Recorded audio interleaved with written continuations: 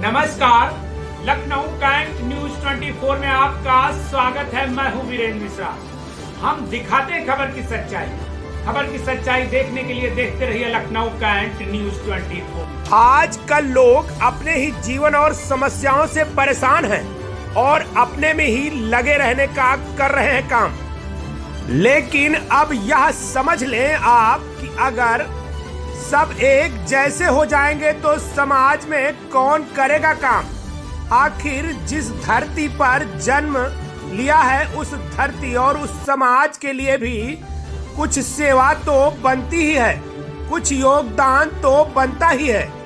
अब कुछ सेवा तो ऐसी होनी ही चाहिए जिसमें समाज को उससे मिल सके लाभ। एक ऐसा ही समाज को लाभ दिलाने वाले, समाज की सेवा करने वालों का जब नाम आता है तो आता है एक लखनऊ के इंद्रलोक कॉलोनी कृष्णा नगर के समाज सेवी डॉक्टर इंजीनियर केपी तिवारी का नाम। डॉक्टर केपी तिवारी का संक्षिप्त परिचय अगर दें तो इनका जन्म प्रयागराज इलाहाबाद में हुआ था। पढ़ाई पूरी करने के बाद पीजी कॉलेज गोरा बाजार गाजीपुर के प्रोफेसर रहे हैं केपी तिवारी जी। गाजीपुर में प्रोफेसर के पद पर रहकर इन्होंने जीवन के कैरियर की थी शुरुआत। वहीं से होती है धार्मिक और सामाजिक सेवा की शुरुआत। उसमें गाजीपुर के एक विशाल श्री हनुमान जी मंदिर आज भी जीता जागता उदाहरण बना हुआ है।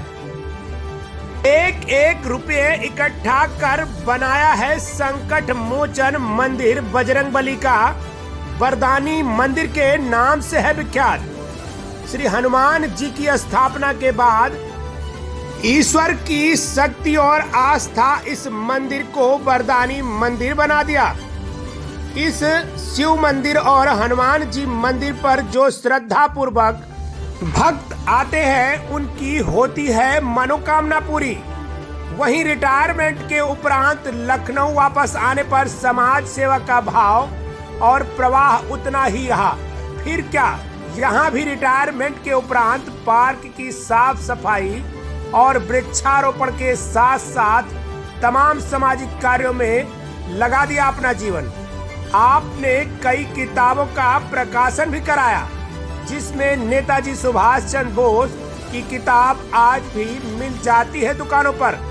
तिवारी जी के धार्मिक होने के नाते इन्होंने मूर्ति पूजा और मंदिर पर दिया है विशेष ध्यान, जिसका उदाहरण लखनऊ में देखने को आसानी से मिल जाएगा आपको।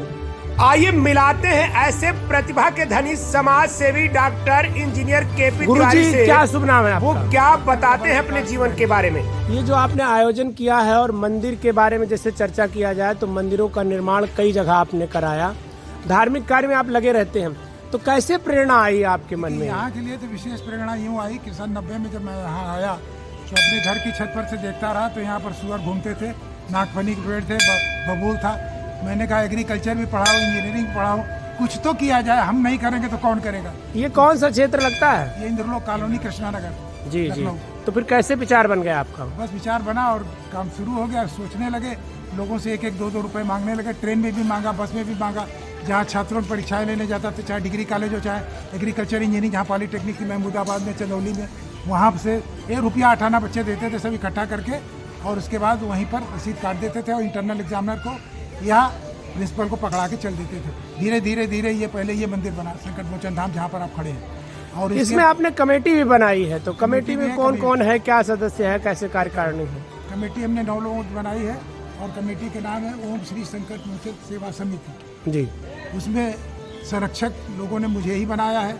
अध्यक्ष हमारी मैडम है जो सामने रहती है, श्रीमती रमा गंगवार। उपाध्यक्ष श्रीमती माया देवी हैं। सचिव इंजीनियर महेंद्र सिंह सोमवंशी हैं। संयुक्त सचिव श्री ओंकारनाथ पांडे हैं जी। और इसके साथ कार्यकारिणी के 3 सदस्य भी हैं। ट्रेजरर हमारे इस समय बीमार चल रहे हैं श्री सुनील कुमार जलूटा जी। लेकिन मुख्य जो प्रयास हुआ है यहाँ पर पैसा कलेक्शन करने के लिए, हमारे अलावा जब जलोटा जी आए हैं लगभग 4 साल से, तो हम लोगों ने भीख मांग करके स्मारिका छपा करके उसकी बिक्री कर करके इस मंदिर को खड़ा करने में प्रयास किया है। वैसे आपने आज देखा होगा यहाँ वार्षिक उत्सव है बसंत पंचमी के शुभ अवसर पर, तो बहुत सारा पैसा लोग दे गए। हम जितनी अपेक्षा नहीं करते तो उससे ज़्यादा दे गए। इस तरीके से आप अच्छे काम में अगर लगेंगे तो एक नहीं हजारों लाखों लोग जुड़ जाएंगे। बहुत सारा धर्म का कार्य हो रहा है, ऐसे में अपने क्षेत्र में जो अभी नहीं जुड़े हैं उनके लिए क्या संदेश है? उनके लिए संदेश है कि वो अब तो कम से कम हिंदुत्व के महत्व को समझते हुए जुड़ें और धर्म कर्म में लगें। और इस वर्ष तो विशेष रूप से 144 साल वाला विशेष महाकुंभ है प्रयागराज में, जहाँ का मैं मूलतः पैदाइश निवासी हूँ। तो हम तो चाहेंगे कि अब नहीं जुड़ेंगे तो फिर कब जुड़ेंगे। और चारों तरफ अपने देश में देखा जाए तो चाहे पाकिस्तान हो चाहे बांग्लादेश हो, जो इस तरीके से हिंदुओं की गति बिगड़ रही है उसको देख करके कम से कम जागरूक हो जाए और अपने देश के लिए, अपने समाज के लिए, अपने राष्ट्र के लिए समर्पित भाव से जुड़ जाए। सफलता आपके कदम चूमेगी, निश्चित चूमेगी। अगर आपका ध्येय ठीक ठाक लगा है तो सफलता मिलेगी। ठीक है, धन्यवाद। माता जी क्या शुभ नाम है? रमा गंगवार। रमा गंगवार जी। दादा आपका? एच.एस. गंगवार। आपका एच.एस. गंगवार। ये जो मंदिर की स्थापना हुई है और आप इसकी अध्यक्ष भी हैं, महिला कमेटी की हैं या पूरे? नहीं, हमारी अपनी कमेटी है। अच्छा, अपनी कमेटी के हैं। तो कैसे प्रेरणा आ गई ये मंदिर बनाने की? मेरे हस्बैंड को बजरंग बली के भक्त थे। अच्छा, तो बजरंग बली के भक्त थे तो इसीलिए शुरुआत कर दी मंदिर की शुरुआत कर दी। तो उसमें कैसे क्या सपोर्ट मिला कि कठिनाइयाँ आई थी? सपोर्ट पहले शुरुआत हम लोगों ने अपने पैसों से करी, फिर सहयोग दिया था। जी जी। अभी क्या क्या आयोजन महिलाओं द्वारा हो रहे हैं? बहुत सारे प्रोग्राम होते हैं। क्या करते हैं आप बताइए मैडम। महिलाओं द्वारा यहाँ पर समय समय पर सांस्कृतिक कार्यक्रम और हमारे यहाँ जैसे भजन पूजन का पाठ आप आए हैं, आज आपने देखा है। तो इसी तरीके से समाज में हमारी रीति रिवाज हमेशा की तरह जैसे हम पहले करते थे वैसे ही सामूहिक रूप से करते रहें। उसी संचालन हेतु हमारी कमेटी बहुत अच्छे कामों को कर रही है। जैसे सुंदरकांड पाठ है, हर मंगलवार को होता है, तो महिलाएं एकत्र होती हैं, भजन कीर्तन होता है।